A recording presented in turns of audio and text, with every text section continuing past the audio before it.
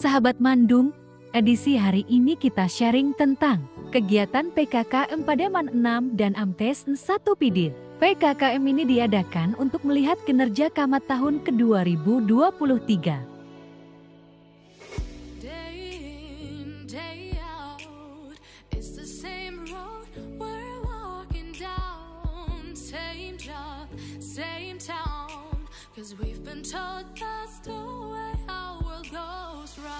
Man 6 Pidi beralamat di Kecamatan Tangs, di bawah pimpinan Bapak Ashim, M.Pd.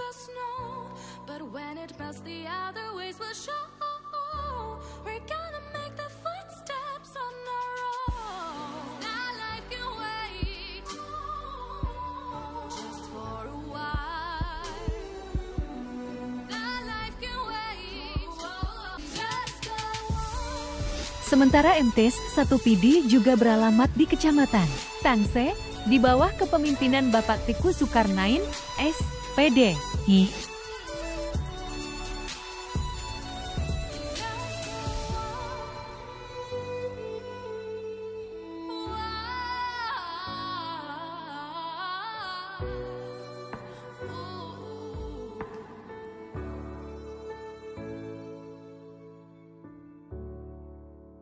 Inilah cuplikan dokumentasi kegiatan PKKM dalam galeri foto berikut ini.